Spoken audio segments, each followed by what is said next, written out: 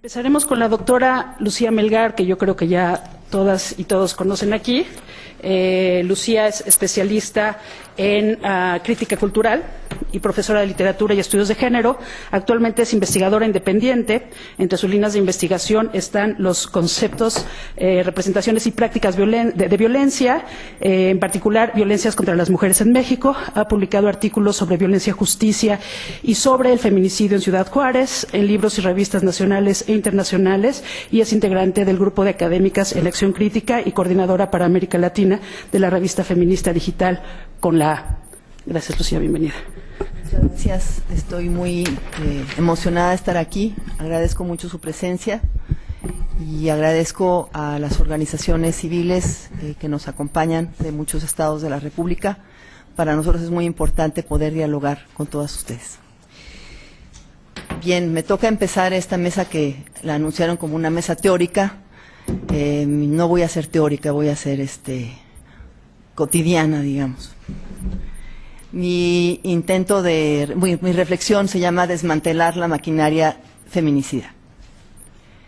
La máquina feminicida, escribe Sergio González Rodríguez, está compuesta de odio y violencia misógina, de machismo, poder y reafirmaciones patriarcales que se dan en los márgenes de la ley o dentro de una ley de complicidades entre criminales, policías, militares, funcionarios del gobierno y ciudadanos que conforman una red de cuates alegal.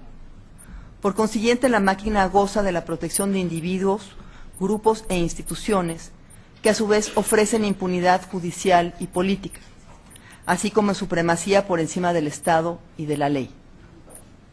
Esta maquinaria, explica el autor de Huesos en el Desierto, ejerce su poder sobre las instituciones mediante la acción directa, la intimidación, la inercia y la indiferencia. El funcionamiento de esta maquinaria, añade, va acompañado de un velo de impunidad. Estas reflexiones de Sergio González Rodríguez, que se centran en el feminicidio en Ciudad Juárez, nos permiten entender la violencia feminicida, y no solo el feminicidio, me parece, que es su manifestación extrema, como un proceso de destrucción no solo tolerado o negado por las autoridades, sino también alimentado por ellas. Nos permite ver también algunas de las conexiones entre gobierno y sociedad que hacen posible o facilitan el funcionamiento de esta máquina, y cuestionar las interpretaciones de la violencia extrema, en este caso contra las mujeres, como un fenómeno aislado, coyuntural o derivado solamente de dislocaciones al interior de las familias o de ciertas comunidades, ¿no? La famosa ruptura del tejido social, del que mucho se habla, pero que no se explica dentro de un contexto general de violencia generalizada y de un contexto de violencias que están todas interconectadas. La violencia contra las mujeres en México es una violencia estructural, muchas veces institucional e institucionalizada. Forma parte del paisaje, de un paisaje siniestro sin duda, hoy poblado de fosas clandestinas y agujereado de ausencias. Las de los desaparecidos, de los que muchos hablan y de los que tenemos que hablar, de las desaparecidas, de las que no se habla lo suficiente, de las asesinadas con violencia y con saña, de las que mucha gente no quiere que hablemos. Formar parte del paisaje implica en más de un sentido una normalización y una naturalización que, lejos de corresponder solo a una extraña indiferencia social, se deriva de una misoginia persistente y también normalizada, y del funcionamiento de lo que podríamos llamar no solo un velo, como lo señala González Rodríguez, sino una maquinaria de impunidad.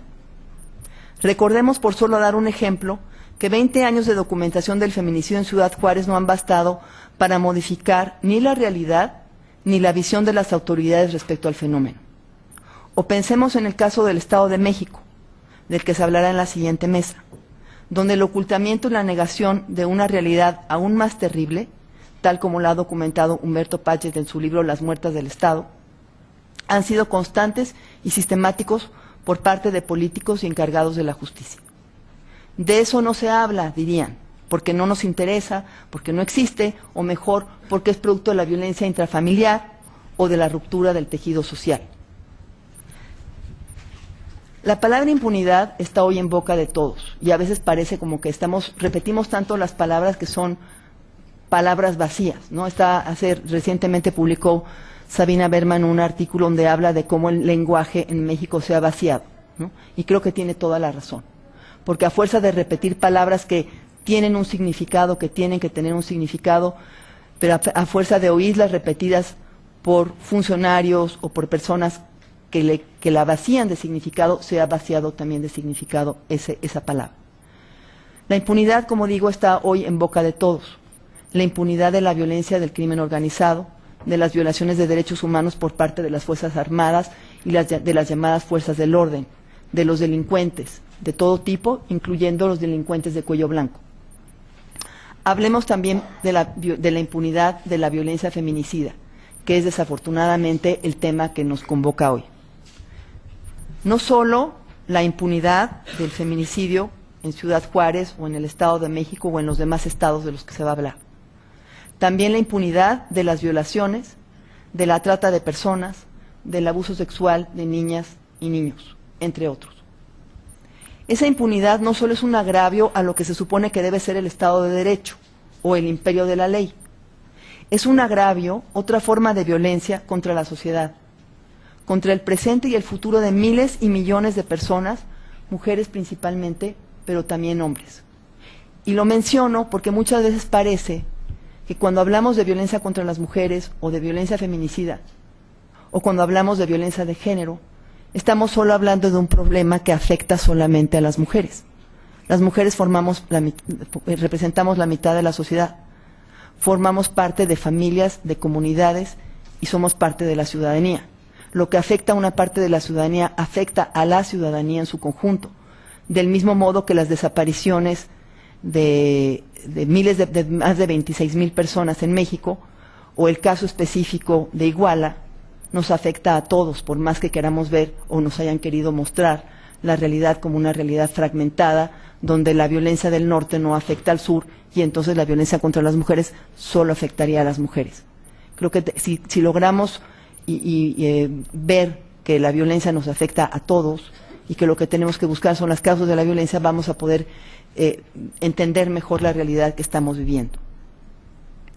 Como estoy diciendo entonces, la impunidad no solamente agravia a las mujeres, digamos, agravia también a los hombres, agravia a las comunidades. La violación, el asesinato atentan contra las mujeres directamente como mujeres, pero impactan también a la familia, a la comunidad y a la larga afectarán a las futuras generaciones. Por impunidad me refiero a la falta de castigo por crímenes que están definidos en los códigos, a conductas escritas en la ley de acceso de las mujeres a una vida libre de violencia, que no es necesario tipificar porque ya están delineadas ahí y no todas necesariamente requieren penas de cárcel. La impunidad que deja sin castigo el feminicidio, la trata, la violación o formas agudas de violencia obstétrica puede verse como una de las caras de la maquinaria de impunidad. Pero como han explicado recientemente expertos en el marco de graves violaciones a derechos humanos, hubo un seminario que se organizó recientemente la Comisión de Defensa y Promoción de Derechos Humanos y vinieron expertos internacionales y dos de ellos hablaron específicamente sobre las consecuencias psicosociales de la impunidad y en ellos me estoy basando. Como ellos señalaron, la impunidad no solamente es una impunidad jurídica, es una impunidad política, es una impunidad moral, histórica. Y todas esas formas de la impunidad tienen graves repercusiones en la sociedad. Según uno de estos especialistas, Carlos Marín Beristain, la impunidad jurídica implica, como sabemos, la falta de investigación y de sanción por los delitos, ¿no?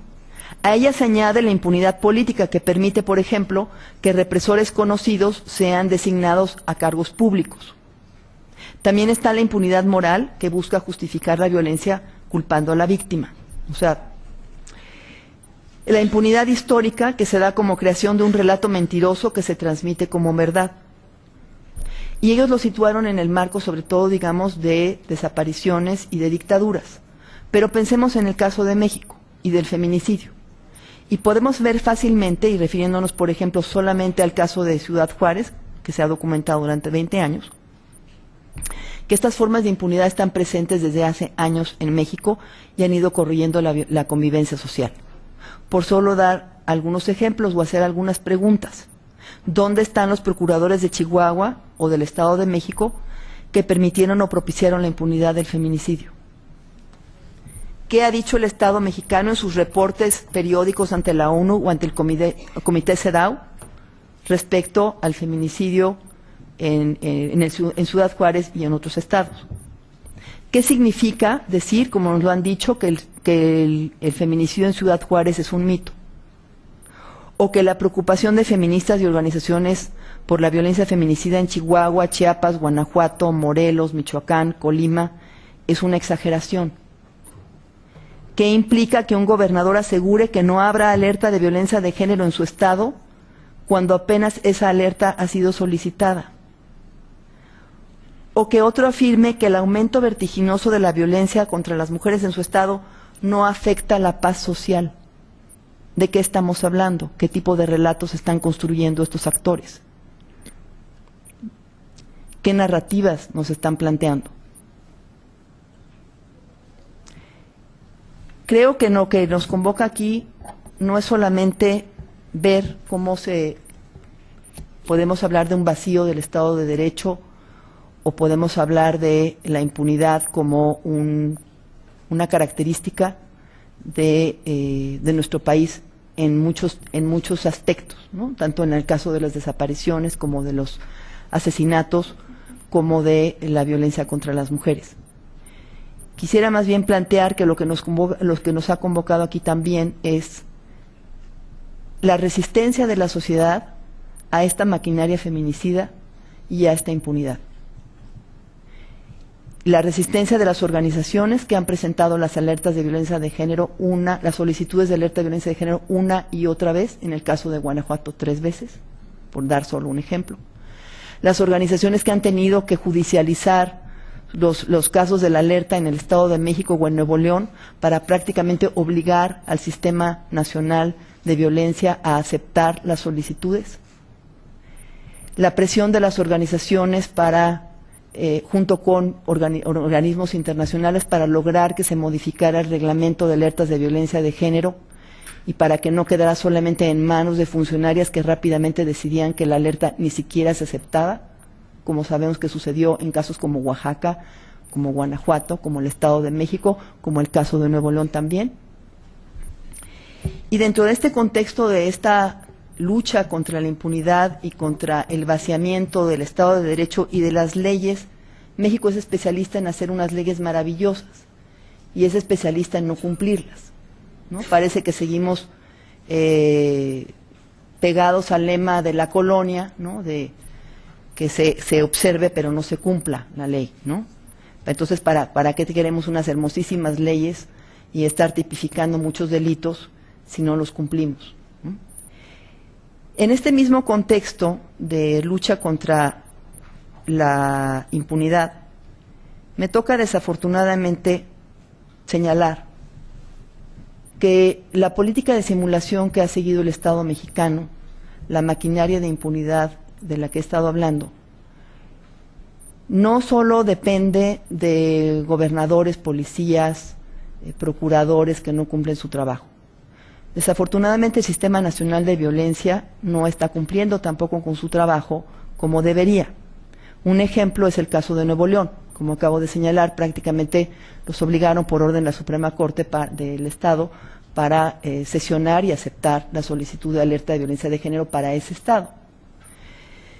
Pero ¿qué pasa cuando el reglamento cambia para permitir que la sociedad y la academia participen en la evaluación de la alerta de violencia de género, para que participen en la investigación y determinen si en efecto esa solicitud debe aceptarse, si es acorde con la realidad? ¿Qué pasa cuando en vez de buscar a las mejores personas para integrar los grupos de trabajo, se incluye, como se ha denunciado en el caso de Michoacán recientemente, a académicos cuestionados dentro de sus propias universidades? ¿O qué pasa cuando hay una convocatoria que se cierra el 9 de enero de este año y académicas nacionales reciben, no sé bien en qué fecha, una carta fechada el 2 de enero, invitándolas a participar. ¿De qué estamos hablando?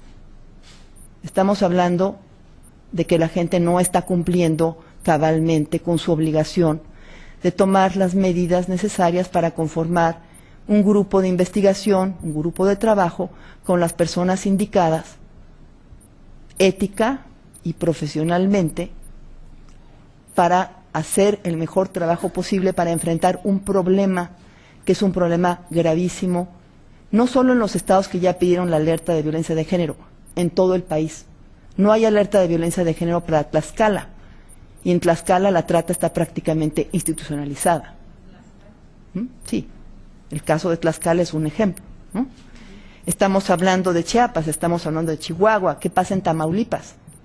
No sabemos siquiera lo que está pasando en el día a día de Tamaulipas, pero si habla uno con la gente, pues está viendo violaciones tumultuarias y desapariciones, entre otras cosas.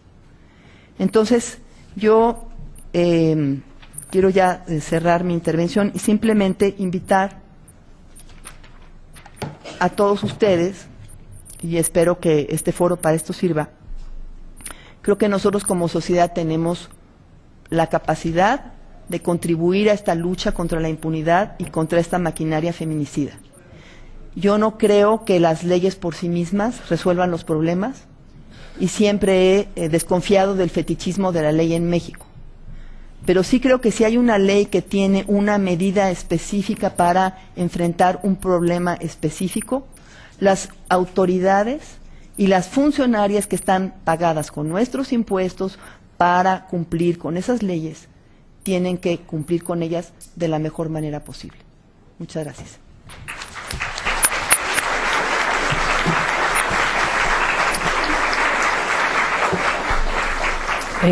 No podíamos empezar de mejor manera que escuchando a Lucía con este análisis. Si alguien conoce el tema de la violencia en general, pero particularmente la violencia feminicida, ha sido ella. Y bueno, vamos a seguir con Mariana Berlanga, quien también es especialista particularmente en el tema de feminicidio. Ella es profesora investigadora de la Academia de Ciencias Política y Administración Urbana de la Universidad Autónoma de la Ciudad de México, la UACM. Es doctora en estudios latinoamericanos por la Universidad Nacional Autónoma de México, con la tesis titulada El feminicidio en América Latina desde una crítica cultural feminista. Durante los últimos 10 años ha investigado el feminicidio en Ciudad Juárez, así como su vínculo con los asesinatos de mujeres en América Latina, específicamente en Guatemala. También ha analizado la relación entre el feminicidio y la violencia generalizada desatada en México a partir del 2007, en el contexto de la llamada guerra contra el narcotráfico en México, a partir de las categorías de género y raza. Bienvenida, Mariana. Hola, buenos días. Muchas gracias. Gracias a las organizadoras del evento, a Lucía, a Rafael, a Lourdes Enríquez y bueno, a todos por su asistencia, porque la verdad es que pues me conmueve mucho que haya tanto público, ¿no? Cuando se supone que el tema del feminicidio ya fue desplazado también por otros acontecimientos importantes que están sucediendo ahora en México y que entonces pareciera otra vez que no tiene caso, ¿no? O sea, muchas veces somos cuestionadas por seguir hablando de feminicidio cuando pues en México están matando a todo el mundo, ¿no? Entonces, a mí lo que me gustaría hacer es como un punteo de ciertas cuestiones que yo he venido pensando y con la idea justamente de vincular estas violencias, ¿no? O sea, de entender qué viene pasando en México en los últimos años. Y también un poco en el sentido de lo que decía Lucía Melgar, ver que estas violencias están articuladas, ¿no? O sea, que forman parte de un sistema, que tienen dispositivos muy parecidos, pero también específicos. Y bueno, yo creo que también para entender la violencia, ¿no? Y en esto, bueno, hemos estado de acuerdo mucho con los investigadores de la frontera norte, hay que entender las especificidades de las violencias, ¿no? Porque ni toda la violencia es igual.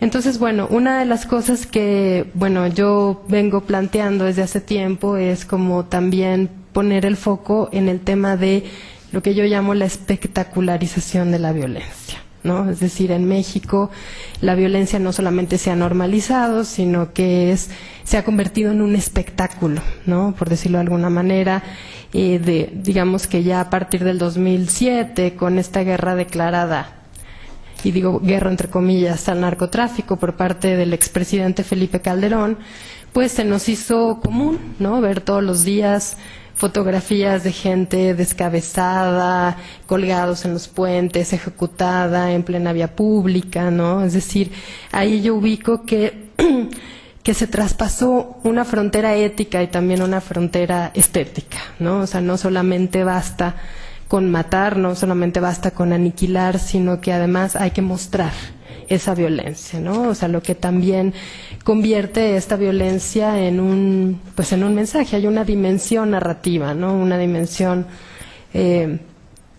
comunicativa, por decirlo de alguna manera, ¿no? Y esa violencia nos está diciendo algo y también está generando varios efectos entre la sociedad. Pues bueno, yo por las cosas que he venido reflexionando, yo creo que justamente esa frontera no se traspasó en el 2007, no se traspasó antes, en los años 90, justamente con los feminicidios de Ciudad Juárez, ¿no? Bueno, en un primer momento fueron los de Juárez, que tuvieron esta característica de ser asesinatos tan ostentosos, ¿no?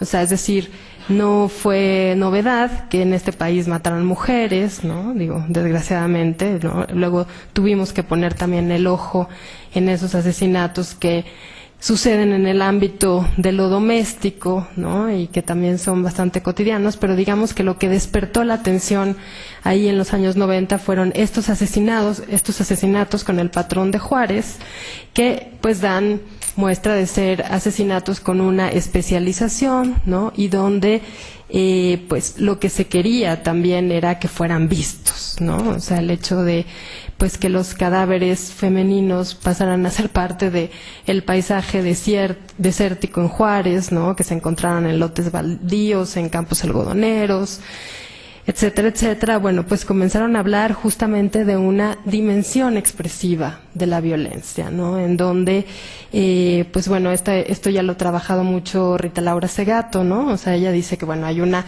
doble intención comunicativa, una entre pares y otra, digamos, una dimensión comunicativa más vertical, que es del asesino hacia la víctima o el asesino hacia el grupo de las víctimas, pero en donde evidentemente esto nos comenzó a mandar un mensaje y creo que sí hubo una repercusión generalizada, pues es que esto comenzó a generar muchísimo terror, ¿no? Eso aunado a la impunidad que ya ha mencionado Lucía, que me parece que no solamente, bueno, como ella lo coloca bien, no solamente tiene que ver con una omisión del Estado, ¿no? Sino que tiene que ver con una acción específica. Digo, las madres de Juárez han sido las primeras en denunciar que las pruebas han sido quemadas, ¿no? Que los expedientes han sido tergiversados, etcétera, etcétera, ¿no? Y ahí todo esto sucede, además coincide con la entrada en vigor del neoliberalismo en pleno en México, ¿no? O sea, justamente en esos años donde teníamos la promesa de pasar a ser parte del primer mundo, ¿no? Donde firmamos un tratado de libre comercio con Estados Unidos y Canadá, bueno, pues comienzan a suceder este tipo de atrocidades, ¿no? Y ahí la violencia se comienza a convertir en espectáculo, ¿no? Y yo creo que desde mi punto de vista, bueno, ahora también estamos viviendo no solamente los efectos de esa violencia, sino el efecto de no haberle podido dar freno, no haberle podido poner freno, y el efecto de dejar que esta impunidad se reproduzca hasta el infinito, ¿no? Y bueno, ahí vemos también en este tipo de violencia tan espectacular, tan visible, tan ostentosa, pues una articulación con las características de ciertos sujetos, ¿no? Que, bueno, pues como sabemos en un primer momento fueron los cuerpos de las mujeres, ¿no? Los que, digamos, el blanco de toda esta violencia, pero bueno, también creo que un punto es que tampoco se trataba de cualquier mujer, ¿no? O sea, estamos hablando específicamente de mujeres pobres, de mujeres trabajadoras, de mujeres racializadas, muchas veces migrantes, ¿no?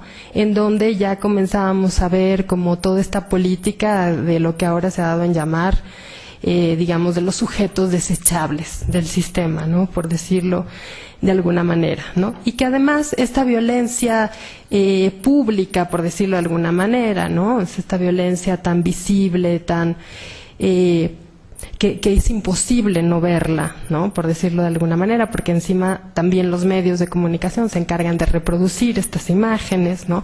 Lo cual ayuda también a, de alguna manera, pues, a encasillar a estos sujetos en ciertas posiciones, en ciertas gestualidades, en ciertas actitudes, ¿no? Algunos en una posición de poder, otros en una posición de vulnerabilidad.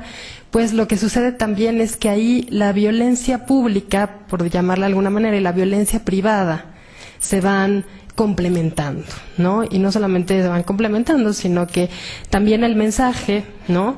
A la hora de no investigar este tipo de asesinatos, de no tener una respuesta, porque en 20 años, bueno, todavía no tenemos una respuesta cabal, ¿no? Por parte del Estado, pues evidentemente eso hace que también en el ámbito de lo privado este tipo de violencia se reproduzca a sabiendas de que no va a haber ninguna consecuencia, ¿no? Aunque tengamos la tipificación del feminicidio, ¿no? Pues bueno, por ejemplo en la UACM, en la universidad donde yo trabajo, que tuvimos un caso de feminicidio hace 2 años, y que bueno, y esto sucedió en el Estado de México, porque además la chica vivía en la frontera, ¿no? Entre la Ciudad de México y el Estado de México. Pues nos enteramos de que hasta ese momento solo había 4 casos de feminicidio, o sea, consignados como feminicidio, ¿no? Y creo que uno de ellos era de una mujer, ¿no? De una mujer que mató a su pareja mujer, en fin, ¿no? Entonces, todo para decir que este tipo de violencias, por decirlo de alguna manera, también se van complementando y va siendo también una cuestión pedagógica, ¿no? O sea, la juventud está creciendo en la violencia, es lo que está viendo, es lo que está aprendiendo, ¿no? Y además el mensaje que se nos manda también es que es una de las cosas que funciona de alguna manera, ¿no? Para sobrevivir, para ser más fuerte, y ahí, bueno, que la reproducción sea una cuestión a la que no le hemos podido parar freno. Yo recuerdo que hace aproximadamente 15 años, o 10 años, yo creo que hace como 15, ya las mujeres de Juárez decían, las madres de Juárez decían que, bueno, que esto era muy preocupante, evidentemente, ¿no? Por todas las cosas, ellas siendo las primeras afectadas, pero ellas decían, es que si en este momento están matando a las mujeres así, al rato van a matar a todo el mundo, ¿no? Y bueno, de alguna manera es lo que estamos viviendo hoy en día, ¿no? Digamos que todo este despertar, ¿no? De la conciencia social a partir de el asesinato y de la desaparición de los 43 estudiantes de Ayotzinapa, en donde queda tan claro, ¿no?, que hubo implicación del Estado, pues es algo que también las madres de Juárez ya vienen diciendo desde hace 20 años, ¿no? Ellas vienen denunciando que hay una complicidad entre el Estado y el crimen organizado, ¿no? Que esa frontera ya es así como muy difícil, y pues bueno, de alguna manera eso ahora aparentemente queda muy claro, ¿no? Pero desde mi punto de vista lo que ha venido también aquí ocurriendo es que pues la violencia se ha venido desplazando hacia otros sujetos, ¿no? Que podemos decir que también son, y si atendemos sobre todo a esta valoración social, ¿no?, de lo que considera un sujeto valioso, un sujeto no valioso, pues estos sujetos también se vienen feminizando de alguna manera, ¿no?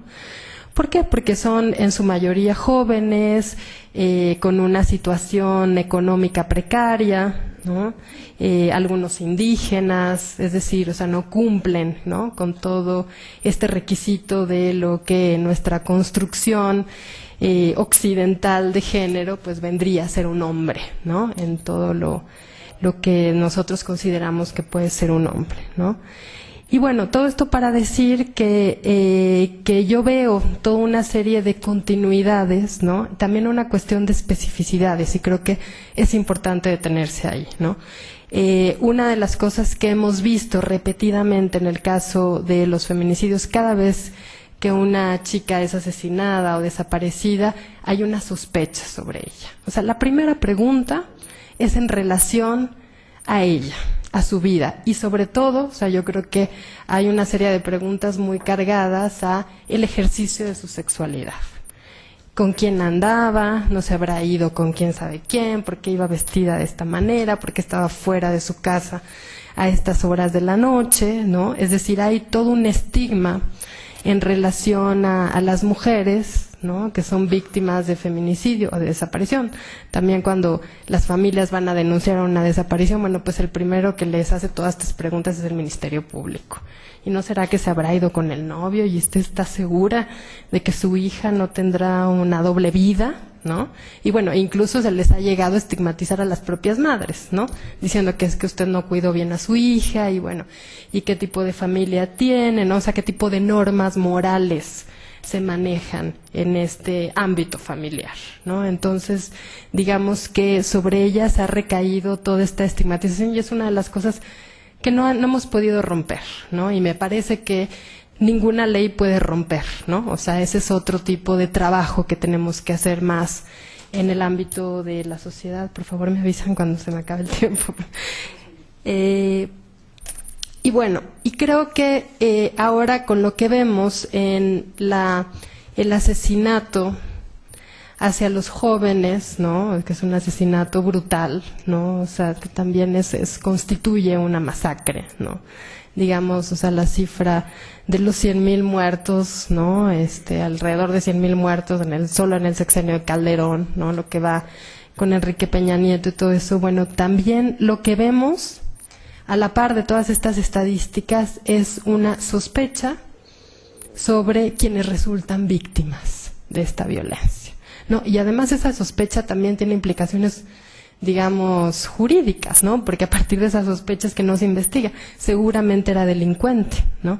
O sea, digamos que ahí el estigma cambia, ¿no? Ya no, la sospecha ya no es sobre su vida sentimental, sexual, ¿no? Pero sí sobre a qué se dedicaba, con quién andaba, en qué tipo de, ¿no?, qué tipo de compañías tenía, en qué negocios andaría, etcétera, etcétera, ¿no? Y es un estigma, ahí es un juicio a priori, ¿no?, sobre los jóvenes víctimas de la violencia, ¿no?, que de alguna manera hace pues que las autoridades también digan, bueno, no los investigamos, ¿no? O sea, son otra vez el tipo de sujetos desechables y bueno, yo creo que la mejor prueba de ello es esta designación que hace el gobierno, ¿no?, al llamarlos daños colaterales de una guerra en donde se da por sentado que alguien tiene que morir, ¿no? ¿Y quién tiene que morir? Bueno, pues evidentemente son estos sujetos que no importan para la sociedad, ¿no? Son estos sujetos que,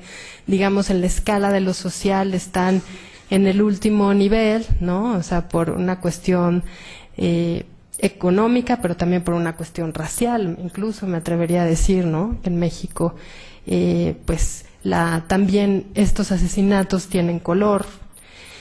Y evidentemente, bueno, pues ahí se va generando toda una naturalización además de esta violencia, donde incluso la propia sociedad comienza a justificar esto, ¿no? Porque, pues sí, seguramente son sospechosos, ¿no? Entonces creo que sobre todo el efecto que ha venido teniendo toda esta espectacularización de la violencia, no solamente es que vivamos con miedo, ¿no?, la mayoría de la población, sino que además sospechemos uno del otro, ¿no? O sea, el principal sospechoso es mi vecino, ¿no?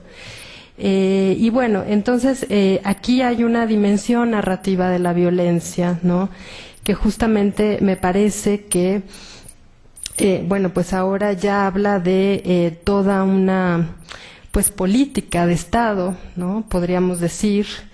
Y en ese sentido yo creo que la participación de la sociedad es importantísima, justamente si lo que queremos es romper este ciclo, ¿no? O sea, ya sea presionando para que se echen a andar, ¿no?, una serie de políticas, ¿no?, pero no dejarlo en ese ámbito nada más, ¿no? Es estar un poco alerta de qué está pasando. Creo que la resistencia, por ejemplo, que ha habido con el tema de las alertas de género, bueno, pues ya habla por sí misma de toda una misoginia, ¿no?, institucional y de toda una postura, ¿no?, del Estado como para decir pues que ese tipo de acontecimientos no nos importa, ¿no? Y en realidad pues los que tienen que decir que sí nos importan somos nosotros, ¿no? Como lo hemos hecho ahora, ¿no? Con el caso de los 43 estudiantes de Ayotzinapa.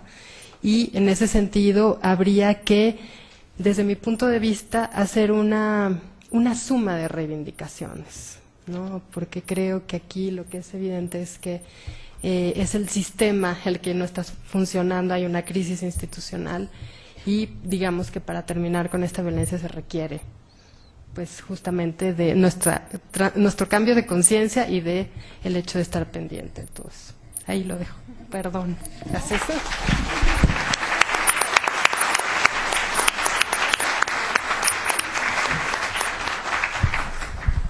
Mariana, no, de hecho no te pasaste, fue justo, exacto. Nada más un detalle respecto a esta política de Estado, la estigmatización de la víctima, yo creo que eso es el punto central de todo lo que estamos viviendo ahora y a partir de lo cual tenemos que seguir reflexionando. Ahora quiero darle la bienvenida a Erika Lindin Cisneros. Ella es, perdonen ustedes, doctora en Filosofía por la UNAM, profesora en las áreas de Filosofía del Lenguaje y Estética del Colegio de Filosofía y de la Facultad de Filosofía y Letras de la UNAM. A partir del año del 99 participa en una serie de proyectos de investigación que han abordado desde una perspectiva crítica los problemas de la alteridad en relación con el discurso de las humanidades. Es corresponsable del proyecto Formación en Humanidades, la importancia del debate crítico interdisciplinario desde la alteridad, del proyecto PAPIME, de su proyecto PAPIME del 2014. Ha publicado diversos artículos sobre resultados del debate interdisciplinario. Es coeditora y coautora del libro Alteridad y Exclusiones, vocabularios para el debate social y político, así como de la herramienta digital Alteridad y Exclusiones, alojada en el sitio es Filos UNAM MX, es de la Facultad de Filosofía y Letras. Bienvenida, Erika, por favor.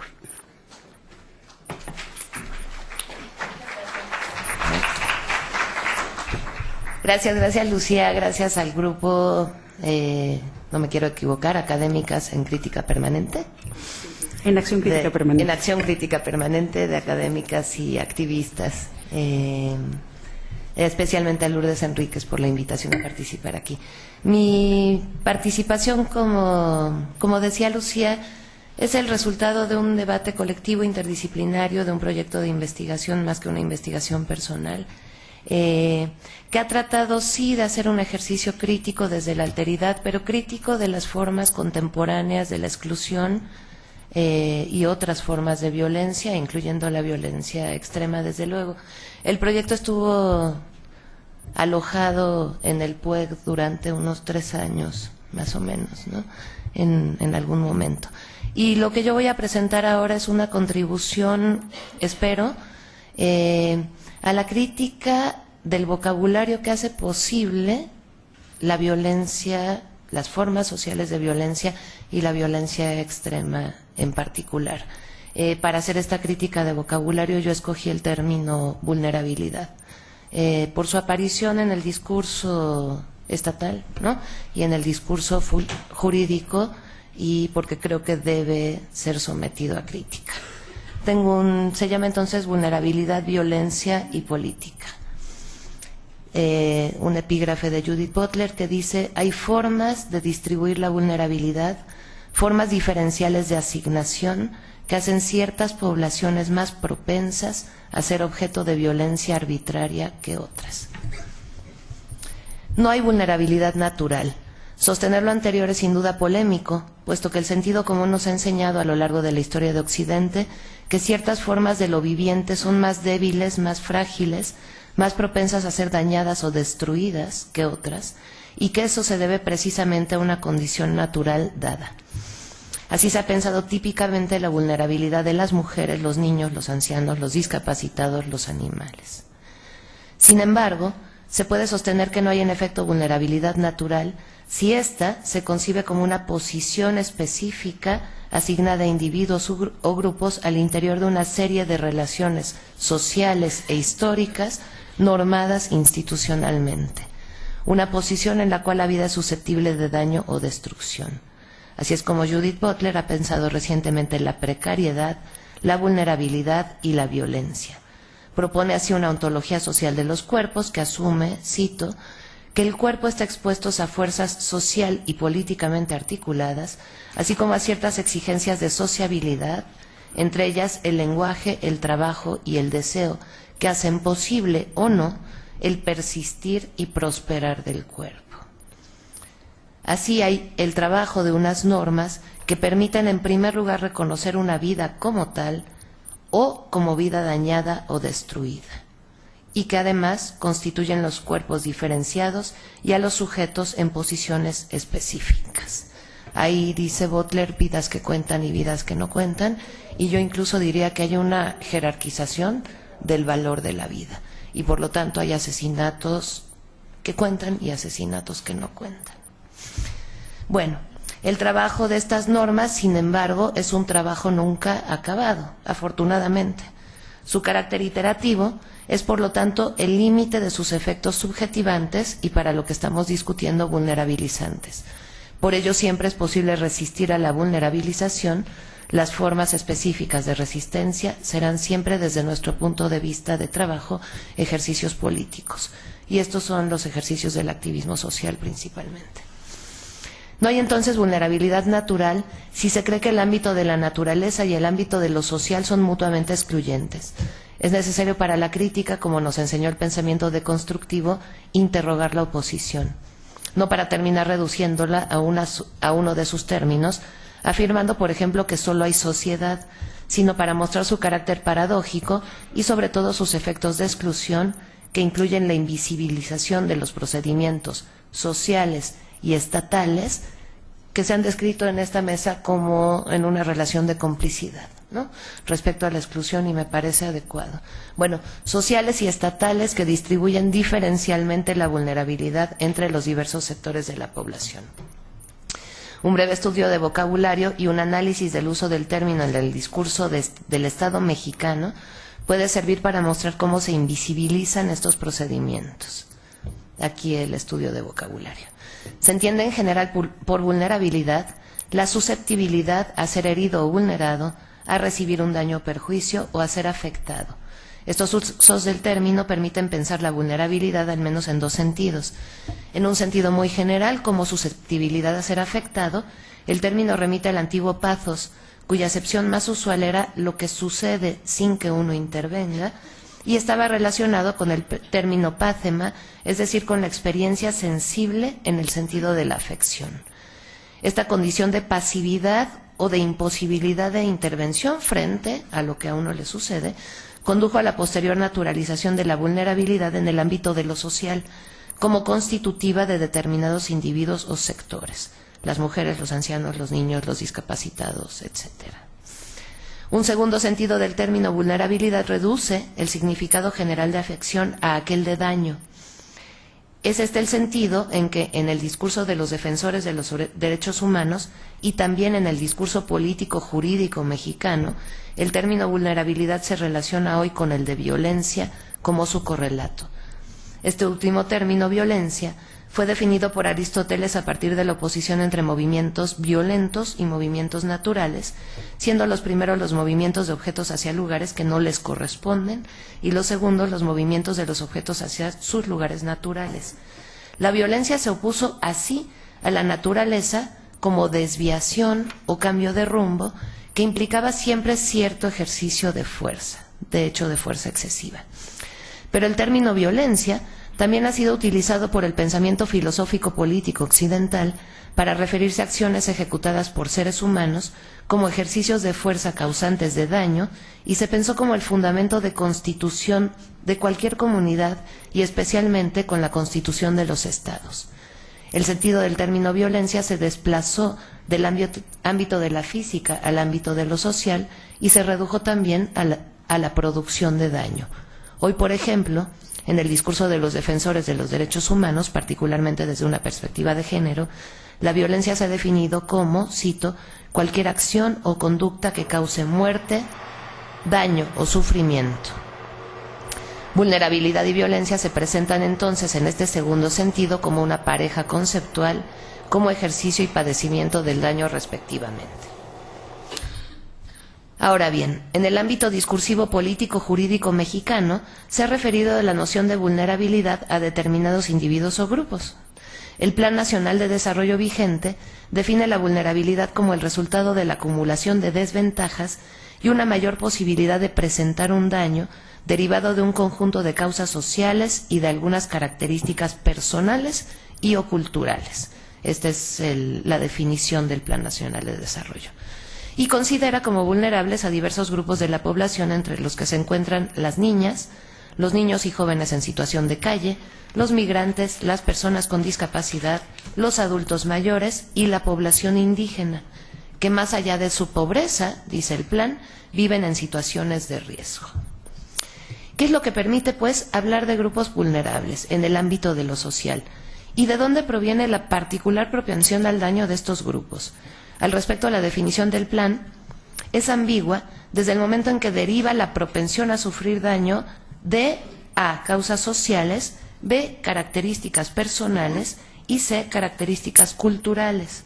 Parecería de acuerdo con esto que la situación de calle de los niños, niñas y jóvenes, así como la condición de migrante, cabrían bajo el rubro de la vulnerabilidad producida por causas sociales, en tanto que las personas con discapacidad y los adultos mayores serían vulnerables en función de sus características personales, y la vulnerabilidad de los grupos indígenas sería causada por características culturales.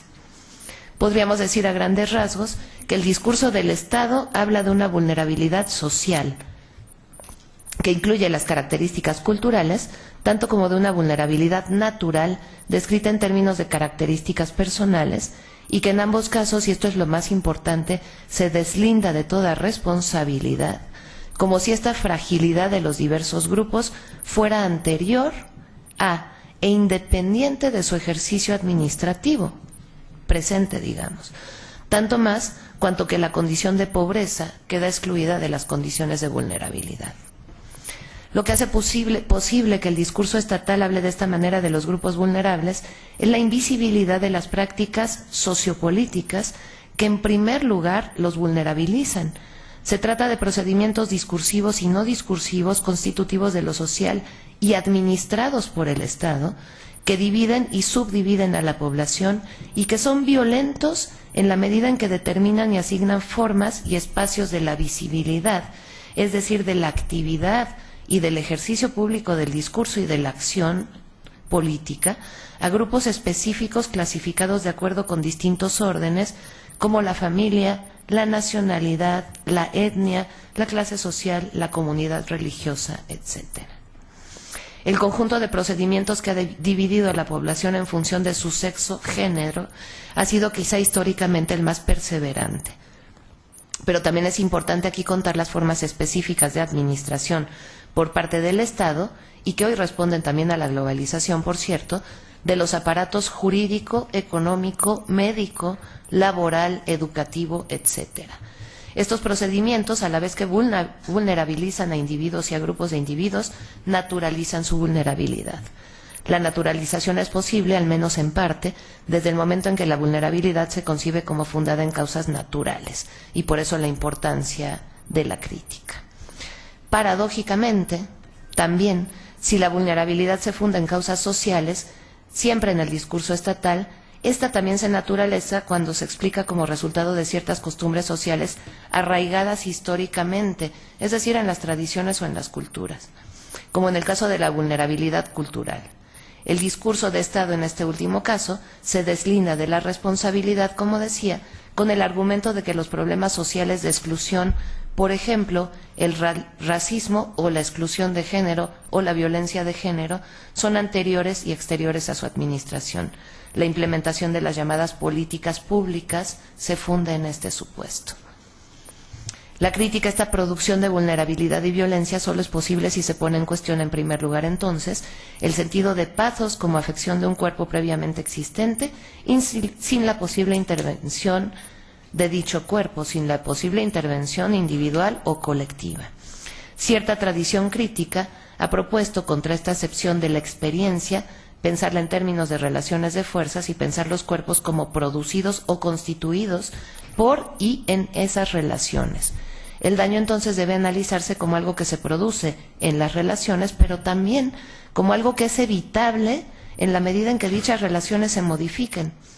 Ahora bien, dado que las relaciones humanas se dan siempre en el ámbito de lo social, la crítica debe también analizar y cuestionar las formas de distribución de la vulnerabilidad y de la violencia, que son entonces siempre relaciones y no atributos de los individuos o grupos.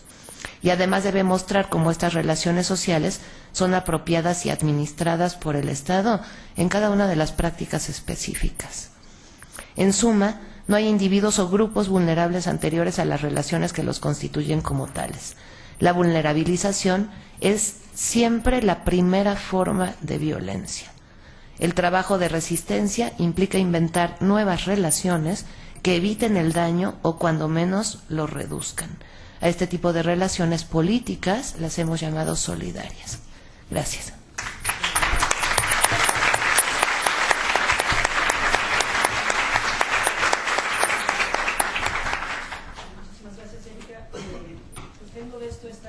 Interpretación tuya de Judith Butler en la que dices, bueno, es tu manera de aplicarlo, en los asesinatos que cuentan, oye, hay asesinatos que cuentan y hay asesinatos que no cuentan, y que creo que tiene que ver con lo que tú llamas la administración de la vulnerabilidad, ¿no? La verdad, lo genial de esta propuesta es precisamente que estamos tejiendo puentes entre este trabajo de reflexión desde la academia, que son herramientas que funcionan enormemente para el trabajo que hacen ustedes activistas y que vamos a ir tejiendo en el transcurso del día, y que la apuesta además es seguirlo tejiendo para adelante. Muchísimas gracias. Sigue el turno a la doctora Lucía Núñez. Ella, como ya dije, es doctora en Ciencias Sociales por la Universidad Autónoma Metropolitana de Xochimilco, en la línea de investigación Mujer y Relaciones de Género, con la tesis Género y Ley Penal en México. Es maestra en Criminología por el Instituto Nacional de Ciencias Penales y licenciada en Derecho. Ha impartido y participado como ponente en diversos cursos, coloquios y seminarios con temas relacionados al género y el derecho, la teoría crítica jurídico-penal, los derechos humanos y el derecho penal en particular. En la Universidad Autónoma Metropolitana Xochimilco coordinó y fue docente en el diplomado Género, Violencia y Derechos Humanos. También imparte conferencias, clases y talleres de manera independiente. Cuenta con diversas publicaciones. La más reciente se encuentra en la revista electrónica Con la A, el número 27 del mes de noviembre. El derecho a matar, la reproducción de género y la ley penal. Asimismo, se encuentra en prensa el artículo La violencia de género y la ley penal, que será editado por el INA. Bienvenida, Lucía. Adelante. ¿Cuál es mi micrófono? El mismo. Inténtalo. Buenas tardes a todos y a todas. Es un gusto estar aquí y sobre todo compartir la mesa con teóricas y que ven este fenómeno de la violencia feminicida y los feminicidios desde diversas perspectivas disciplinarias. El día de hoy yo preparé, he pensado mi exposición, ¿no? Le puse a esta exposición algunas reflexiones teórico-políticas acerca de la Ley General de Acceso a las Mujeres a una Vida Libre de Violencia y las alertas de violencia de género. Pero después de haber escuchado el título de la doctora Melgar, que me encantó, por cierto, desmantelar la maquinaria de impunidad feminicida, creo que es así, parece que este título podría quedar muy bien a la ponencia, así que olviden el título que está ahí, que es como muy acartonado, y voy a empezar porque seguramente va a contar mi tiempo y quiero hacer 3 reflexiones que no son, me parece que son complejas, que las lanzo al público con el fin precisamente de mover inquietudes y de discutir y reflexionar con las personas, con los activistas, con algunas víctimas, con personas interesadas en el tema, sobre la forma en cómo políticamente el feminismo y las defensoras, movimientos de defensa de los derechos humanos de las mujeres y de defensores y defensoras de derechos humanos hemos llevado el discurso de la violencia feminicida, el feminicidio, a políticas públicas que también se han traducido en leyes como es esta ley, ¿no?, tan importante, que es la Ley General de Acceso a una Vida Libre de Violencia. Bueno, esta reflexión gira en torno, como yo les decía, es una reflexión, la quiero poner a debate y el objetivo es fortalecer posturas, quiero abonar a la discusión para mejorar nuestro discurso, ¿no? Mejorar nuestro discurso a nosotros y a nosotros que nos interesa este tema, el tema de la violencia en contra de las mujeres. Perdón. Me gustaría centrar primero el papel de las alertas de violencia de género y su valor político. Su valor político y la importancia de este mecanismo como un instrumento de rendición de cuentas y exigencia a las autoridades respecto de su obligación de garantizar los derechos de las mujeres. Además, quiero abrir el debate acerca de algunas consideraciones que tengo sobre lo que prescribe la Ley General de Acceso de las Mujeres a una Vida Libre de Violencia y quiero pensar y reflexionar sobre ¿cómo queremos que se instrumente esta ley? Si como una ley, ¿no?, que proporciona herramientas de garantía y exigencia, o como una ley punitiva, como es en el caso de España, o como ambas. Esto con la finalidad de empezar a vislumbrar los riesgos, ventajas y contradicciones de cada propuesta. Ajá. Algunas paradojas,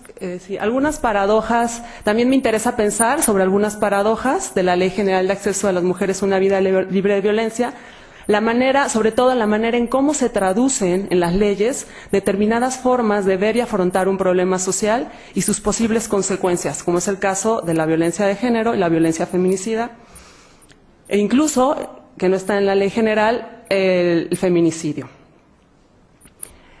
La Ley General de Acceso a las Mujeres a una Vida Libre de Violencia es una ley sui generis porque es única en su género y de ahí parte su importancia porque es innovadora, ¿no? Esta ley ha sido vituperada por legisladores, juristas, penalistas, incluso me atrevo a decir por las propias feministas, algunas, ¿no?, mujeres, con el argumento de que se trata simplemente de una ley administrativa, una ley sin dientes, he escuchado, ¿no?, y que por ello no opera, es inoperante. Yo asumo a que este comentario se refiere a que la ley carece de coacciones penales. Y bueno, me pregunto y cuestiono si todos los discursos jurídicos que pretenden tener un carácter preventivo de garantía o pretenden ser instrumentos garantistas tuvieran que remitirse para su efectivo funcionamiento a la justicia penal o justicia de cárcel. En un país, como hemos oído a las compañeras que han descrito muy bien, ¿no?, de impunidad, un país como México, con un sistema penal que es por demás sabido racista, clasista y cada vez más evidente y se evidencia cada día que es sexista. Pero más allá de las características propias, porque yo pondero y considero que el sistema penal así es y que está conformado de esa manera, que no es un aspecto de una coyuntura o que estamos en crisis, sino que el sistema penal en su conformación es parte de su estructura, estas características, ser clasista y bueno, todas las características que mencioné. Pero más allá de estas características, me preocupa la frecuente tendencia de algunos juristas, ¿no?, de confundir el ser con el deber ser. Y de ahí adjudicar efectos a la pena que solo suceden o solo ocurren en la imaginación, ¿no? La idea por eso, ¿no?, en la teoría de la pena, que para quien no las conocen y no son juristas, se funda en la idea, ¿no?, de la prevención. Y hay una forma de entender a la prevención. Tanto la prevención especial como general no ha encontrado una demostración sólida. Y entonces se pone en evidencia que aún con un aumento desproporcionado de penas, se siguen violentando, incluso con más frecuencia, los bienes jurídicos que se dicen proteger. Yo pongo una lámina, no me voy a referir a ella porque tengo poco tiempo, pero pueden tomarla como idea de la confusión entre el ser y el deber ser, ¿no? Y para ser más esquemáticas es como cuando se dice que la pena sirve para prevenir o la pena sirve para resocializar. Y generalmente la teoría de la pena tiene estos dos grandes supuestos que sabemos que en los hechos no es real, o sea, no existe, no opera y es teoría, ideología jurídica. Bueno, El ejemplo que puedo dar sobre esto más claro y en este foro es el feminicidio, que a pesar de que se encuentra legislado en 30 estados y el Distrito Federal, a excepción, como ya todos aquí sabemos, en Chihuahua, la incidencia no merma, y de ahí la urgencia, ¿no?, de algunos estados de que se instauren las alertas de violencia de género. Algunos atribuyen a la impunidad del delito de feminicidio a su ambigua o deficiente tipificación en los estados. Sin embargo, me parece que a esta afirmación de tomarse como verdadera le hace falta enmarcarla bajo una visión de crítica de lo que es y significa el discurso de la ley penal y todo el sistema de procuración, administración e impartición de justicia que este discurso habilita. Porque pareciera que ciertos movimientos feministas o de mujeres, no solo, y también de derechos humanos, que no son feministas también, donde participan hombres y mujeres, que han luchado contra las discriminaciones provenientes no solo de la sociedad, sino también del Estado, se adhieren crédulamente y sin duda alguna al discurso punitivo. Quien ha cumplido, y como hemos escuchado, y cumple una función preponderante en la reproducción y producción de la discriminación, no solo en contra de las mujeres, sino de otros sectores subalternos. Así, a pesar de que la Ley General de Acceso a las Mujeres a una Vida Libre de Violencia se concibió con la inclusión de un tipo penal, así era su propuesta original, finalmente esto no fue así. Y esta omisión fue para algunas una aberración o una derrota. A 7 años de la vigencia de esta ley, me atrevo a decir, ¿no?, que esta omisión o carencia, por el contrario, más que ser la omisión o la carencia, el que no se haya inscrito el tipo penal beneficia a su operatividad, lo que convierte a esta ley en una ley sui generis, decía yo, pero también le da un potencial de instrumento de exigibilidad. Ahora me voy a explicar. Con frecuencia no se hace referencia y no se define en los instrumentos internacionales la violencia de género, porque casi siempre vamos a encontrar que se habla de violencia contra mujeres, no violencia de género. Podemos ver que en el contenido, cuando ya explican lo que es la violencia de género, dan suficientes herramientas de lo que, o se remiten más a lo que es la violencia de género. Así podemos ver que la CEDAW habla de violencia contra las mujeres y Belén do Pará también habla de violencia contra las mujeres. Pero en su descripción o en su definición ya se encuentran los elementos teóricos que sustraen la violencia de un entorno o de una concepción de una violencia que se da entre personas o que está remitido a lo doméstico, sino que ya empiezan a hablar de que se trata de una violencia que se da en el contexto de relaciones, ¿no?, desiguales de poder en una estructura, ¿no?, dentro de una estructura desigual.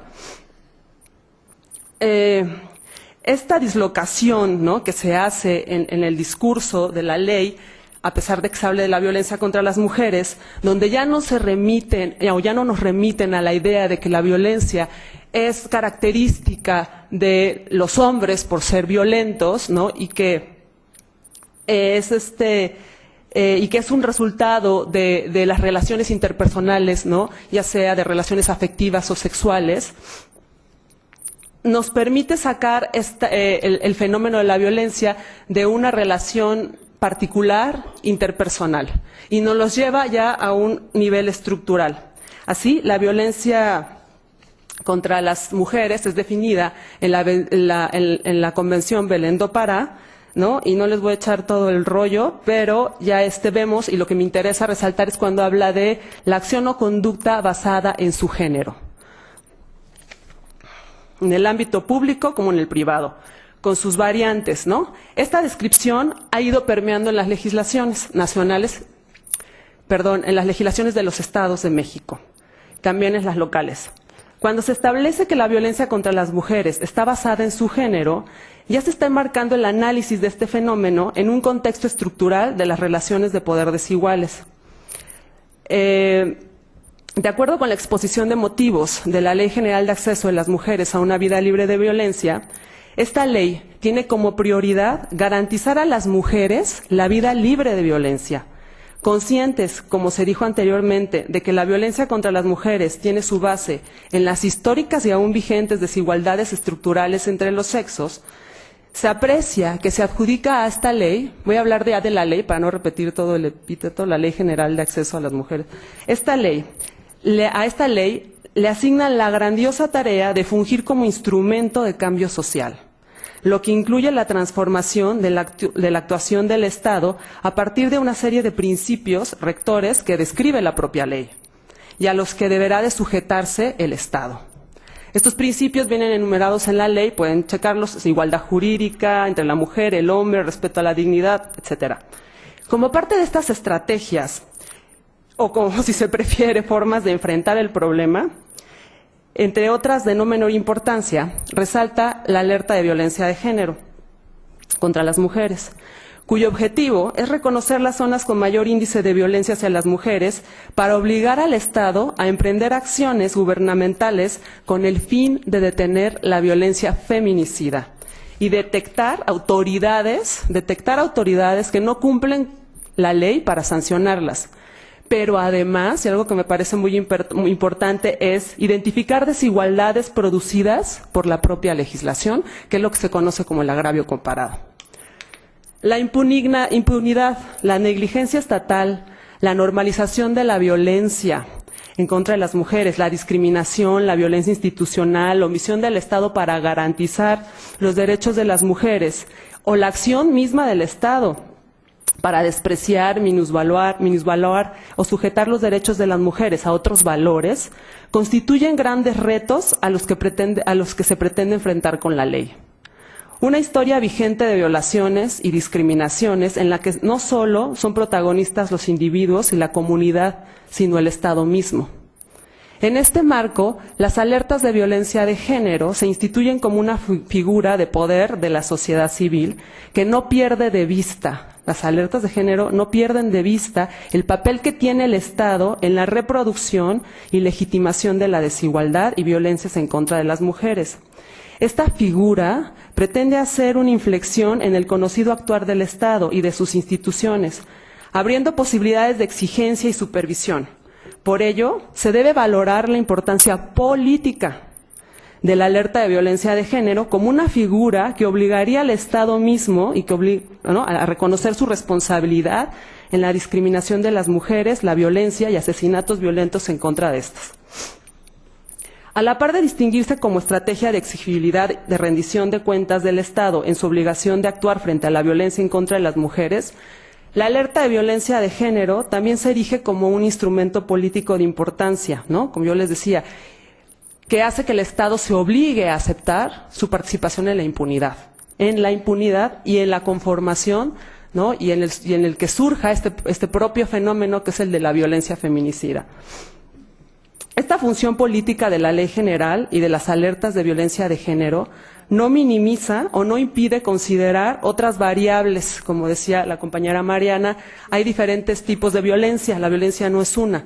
Este mecanismo no los impide, no homogeniza la violencia, que influyen en otros casos concretos de violencia. Es decir, si la desigualdad estructural a la que estábamos hablando, de las relaciones de poder desigual entre hombres y mujeres, sostienen a la violencia, ¿no?, contra la mujer, este instrumento no evita que se considere la incorporación de otras variables en la explicación del fenómeno, que son las variables de clase, de raza, o de etnia, si queremos ver, porque estas relaciones, al hacer una intersección con el género y otros sistemas de poder y opresión, al hacer intersección con el género, modifican la violencia.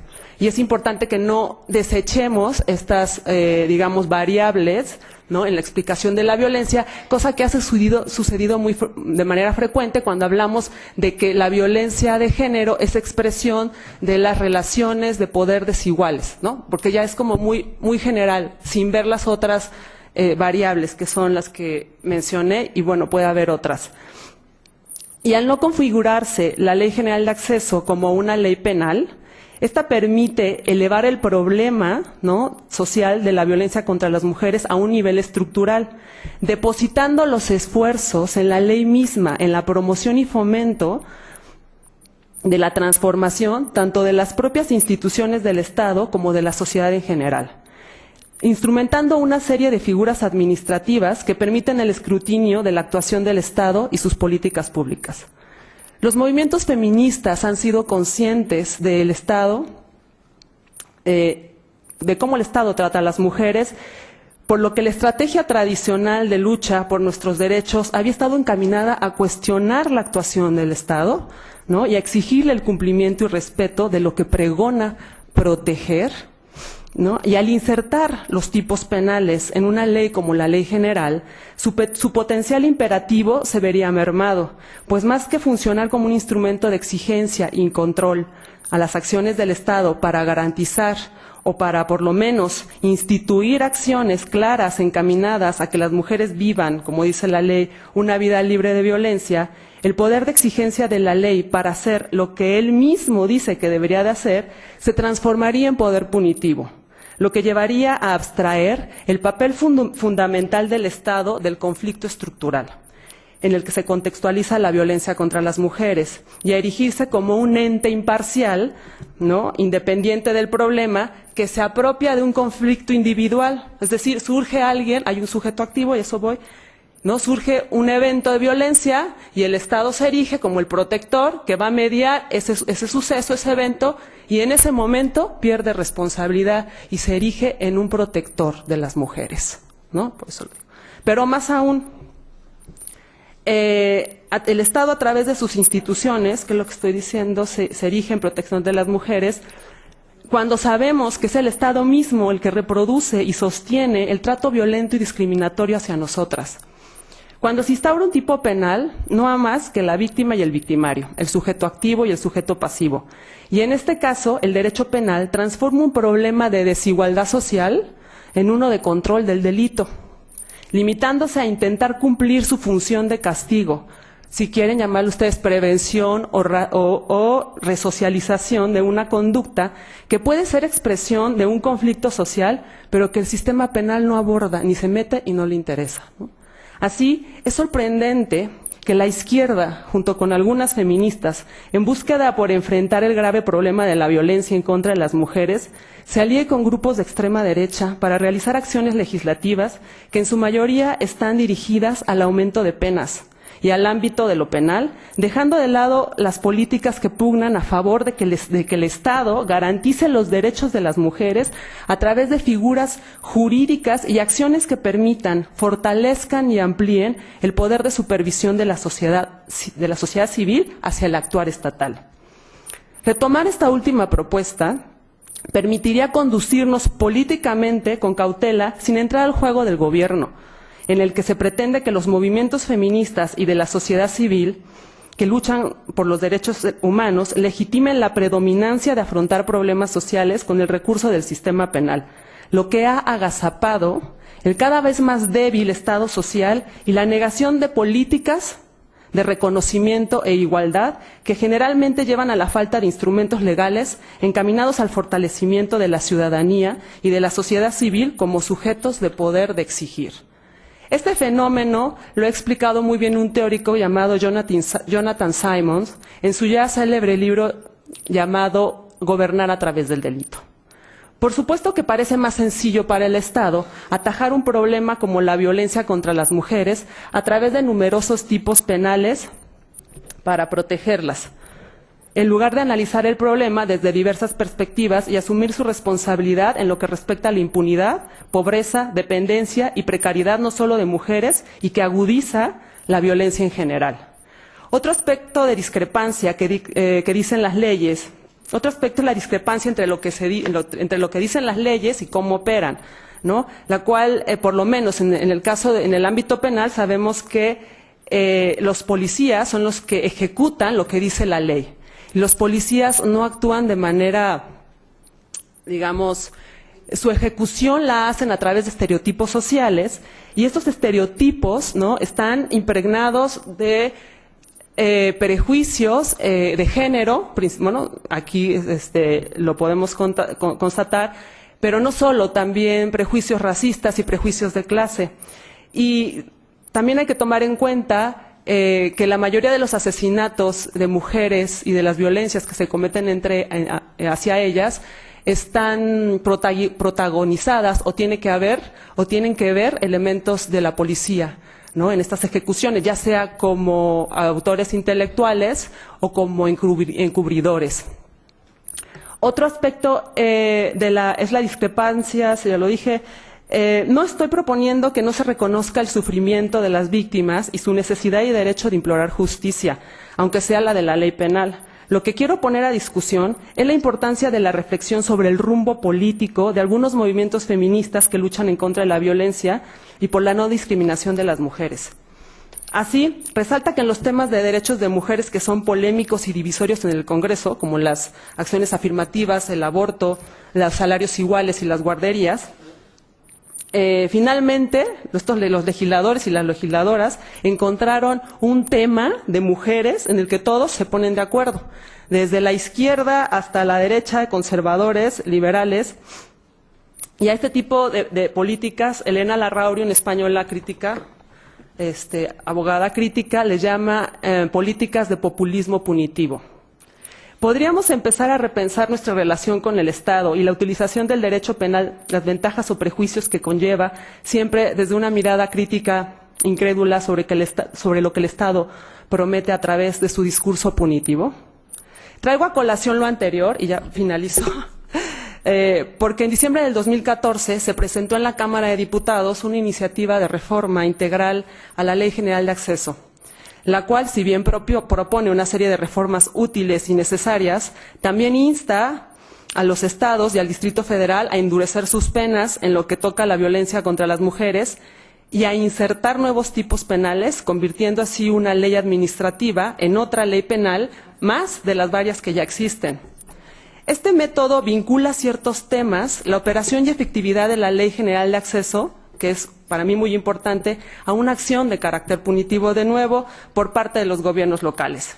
Mi inquietud versa en que esta acción, lejos de abonar a la utilización de la ley y a sus figuras de escrutinio hacia el Estado, como es la alerta de violencia de género, remita a la reducción y estancamiento de la utilización de esta arma, de este instrumento que es la alerta, al litigio penal, en el que ya, como lo expliqué, el Estado se lava las manos, ¿no? Y remita la problemática a la responsabilidad individual, que ciertamente existe, descontextualizándola de un entramado de relaciones sociales e institucionales que no solo normalizan la violencia contra las mujeres, sino que en muchas ocasiones la fomenta, y que en el caso de la Ley General de Acceso a las Mujeres a una vida libre de violencia ha puesto hincapié y mandata.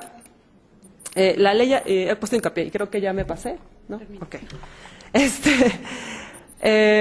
Otro de los temas sí que es lo de evitar que viene en la iniciativa es evitar procedimientos de mediación o conciliación por ser inviables a una relación de sometimiento, ¿no?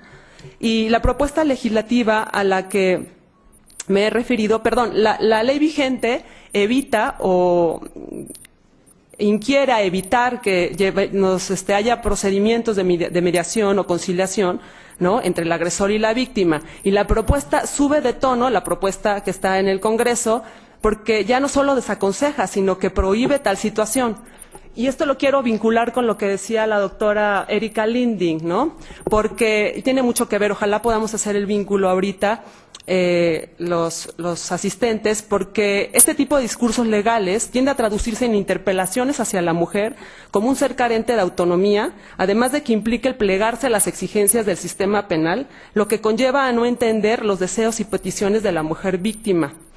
Elena Larrauri hizo un análisis de la Ley Orgánica de Protección Integral contra la Violencia de Género en España, que sería el símil, la Ley General aquí en México, con grandes diferencias, pero hace un análisis y en este caso dice que el tipo de dictados, ¿no?, que generan estereotipos negativos de la mujer, como este dictado de prohibir conciliación o que perdone, este tipo de dictados son estereotipantes porque aluden a una irracionalidad de la mujer por no querer denunciar o conciliar con su pareja, que en muchas ocasiones es el agresor. Estos estereotipos que apuntan a la irracionalidad de la mujer que decide mantener o reanudar una relación ignoran que dar poder a la víctima implica respetar y apoyar sus opciones y que deslegitimar estas decisiones tiene consecuencias nefastas para la propia visión de la propia visión que tiene la mujer de sí misma para su esposo y para sus hijos. La paradoja de proteger a la mujer a costa de mermar sus derechos de libertad queda evidenciada cuando dichos derechos se sujetan a la voz de un Estado masculino, porque finalmente el que va a decidir es el Estado, y el Estado es masculino, y el que dicta si va a llegar a un arreglo o no es la ley masculina. Bueno, había como otras aristas, y hay muchas aristas que por eso las quiero poner al debate y a la discusión, ¿no? Porque hay distintos puntos de vista de estos temas, y me parece que es muy rico poderlos comentar al finalizar, que creo que soy la última, ahorita cuando termine, que puedan hablar pues el público que nos acompaña. Muchas gracias. ¿Al final? Pues muchísimas gracias, Lucía. Yo creo que es muy importante, vi algunas caras así como de sorpresa, de enojo. Lo que Lucía está proponiendo es un análisis para ver las cosas desde otra perspectiva que me parece interesantísima y muy importante. Y la idea es esa, dejar de pensar que a través del Código Penal podemos solucionarlo todo. El peligro está en que mientras le exigimos esta actitud paternalista al Estado, lo que le estamos dando es fuerza de control. Y lo que necesitamos es cuestionar no solamente hasta dónde llegan estas alertas de violencia de género, que sí son herramientas que nos da la ley, pero al mismo tiempo es preguntarnos hasta dónde es nuestra obligación también acotar el poder del Estado frente a estas herramientas del Código Penal. Entonces, muchísimas gracias a todas. Nos hemos pasado un poquito de tiempo. La cosa es, tenemos 15 minutos para pausa, empezaremos a las 12. La mayoría de las preguntas les voy a pedir que las pasemos después de la segunda mesa para que lo podamos tejer. No sé si nuestras ponentes tengan algo que comentar respecto a lo que ya se habló en la mesa. Silencio total, ¿no? Grillitos. Había una propuesta, tenemos entre nuestro público, tengo entendido, un grupo de personas que son familiares de víctimas de esta violencia. No sé si están presentes. Finalmente, ¿no vinieron? Ok, entonces, ¿dónde están? ¿Y qué hacemos? Nadia.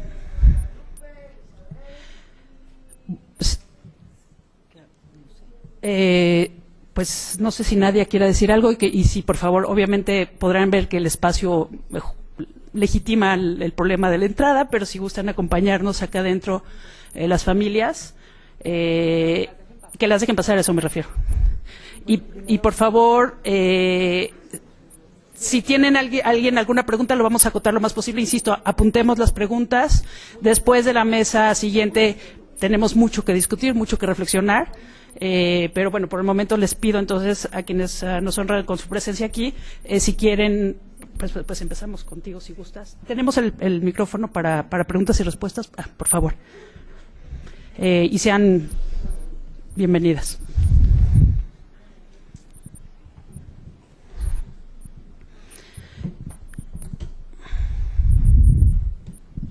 Muy buenas tardes a todos. Buenas tardes, gracias. Soy Viviana Guadalupe Muciño Márquez, hermana de Nadia Alejandra Muciño Márquez, víctima de feminicidio. Ella la asesinaron el 12 de febrero del 2004. Desde el 2004, la familia de Nadia hemos venido haciendo este viacrucis, pidiendo justicia para ella. Los homicidas de Nadia, uno de ellos fue sentenciado a 42 años de prisión. Él apela y los magistrados le otorgan el amparo y es liberado. Nadia fue asesinada por su marido y el hermano. Sus 3 niños fueron testigos de la muerte de su mamá. Aquí las autoridades dicen que los niños son aleccionados y que ellos, por su corta edad, 5, 4 y 2 años, son fantasiosos. Por esta cuestión se metió una denuncia ante la Comisión Interamericana de Derechos Humanos. Son 4 años y no hemos tenido respuesta alguna. Ahorita, en el 2012, fue detenido el concubino de mi hermana y estamos en proceso. Pero ahorita el proceso se está alargando mucho. La defensa tiene su estrategia de hacer parecer como ya hay una sentencia previa de que el homicidio de mi hermana pareciera como fue suicidio. Entonces el perito en criminalística dice que es suicidio a pesar de las declaraciones y a pesar de todas las negligencias y corrupciones que aquí los Ministerio Público, peritos hicieron. Incluso hay una denuncia en contra de los servidores públicos, también 4 años, y esa denuncia también no hay seguimiento. Hay un círculo donde nos dicen no ejercicio penal, lo vuelven a regresar a mesa y de ahí no pasa. Entonces, nosotras las familias no tenemos acceso a la justicia. Son 11 años de impunidad, 11 años que para nosotros no vamos a parar hasta que a Nadia se le haga justicia, porque Nadia no se suicidó. A Nadia la asesinaron y hay 2 homicidas. Y el Estado los está encubriendo, porque aquí hay intereses políticos. Esta familia es muy allegada a Enrique Peña Nieto. Entonces, incluso nosotros hemos recibido amenazas por parte de esto, y que el caso de Nadia no va a tener justicia alguna. Pero nosotros no vamos a parar hasta que Nadia se le haga justicia. Por ella, por sus hijos. Muchas gracias.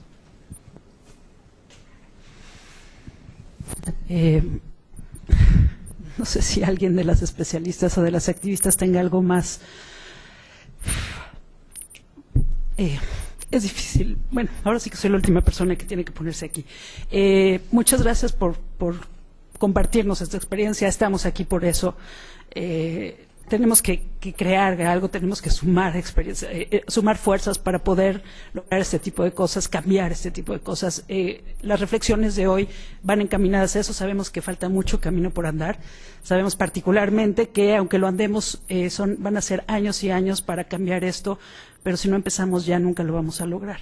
Así que muchas gracias por venirnos a compartir la experiencia. Lucía quería... Cuando escucho estos relatos, ¿no?, como es el caso de tu hermana, ¿sí?, no viene más que a mi mente seguir pensando, ¿no?, que la lucha por la justicia en la que estamos muchos, unos la sufren, la injusticia la sufren unos más que otros, porque así es este país y así es el sistema penal. No alcanza a decir muchas cosas, pero también necesita operar con los estereotipos, porque no alcanza, digamos, sus recursos humanos no alcanzan a de verdad consignar o castigar todas las conductas que se encuentran tipificadas en los tipos penales. Y en el caso de los asesinatos de mujeres, insisto, opera el género. Opera el género porque, por supuesto, que los cuerpos de las mujeres, y si es una mujer, ya bien lo decía Mariana, racializada, y si es una mujer pobre, y si hay, y la política también está inmersa, ¿no?, que la política está arraigada con la impunidad y con los aparatos estatales, ¿no?, están intersectados, pues es difícil poder dar una respuesta, ¿no?, certera a esta aclamación que nos haces de justicia desde el análisis que vemos teórico, ¿no? No quiere decir que no haya en los casos en concreto, ¿no?, pero que estamos luchando contra un monstruo.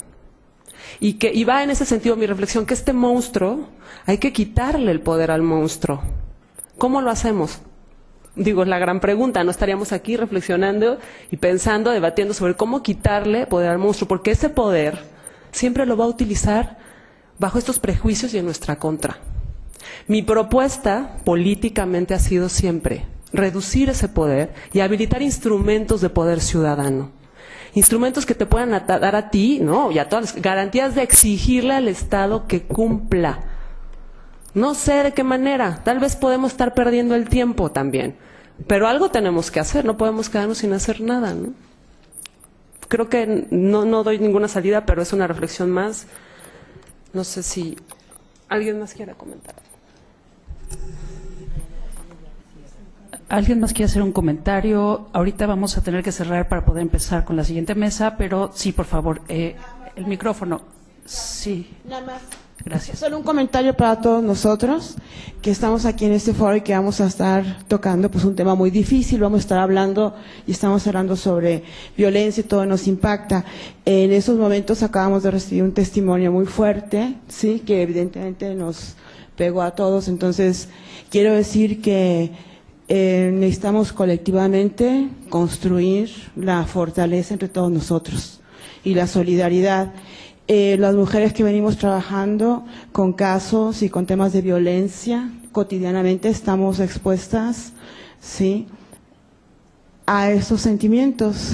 Entonces, aquí es importante cómo podemos nosotras y nosotros juntos adquirir la fuerza a partir de la solidaridad amorosa, sí, de la empatía, y en este caso yo solicito entonces que demos un aplauso en solidaridad a la compañera que nos dio el testimonio. Gracias.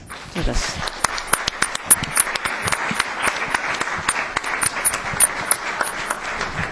Pues muchas gracias. Tenemos 15 minutos de receso y comenzamos con la siguiente mesa.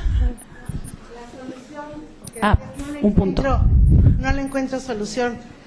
No encuentro qué hacer. Bueno, en la próxima mesa estamos las que damos la solución, exacto, las que acompañamos esto, las que judicializamos esto y que hemos seguido estos casos desde la agente municipal, el juez indígena, hasta el juzgado de distrito y hasta la Suprema Corte. Hemos judicializado, hemos acompañado y nos hemos vuelto con las familias activistas y defensoras de nuestros derechos y de nuestra vida. Entonces, la mesa siguiente es lo que ya hicimos y que seguimos haciendo y muestra nuestro carácter mesiánico. Magnífico. De eso se trata, de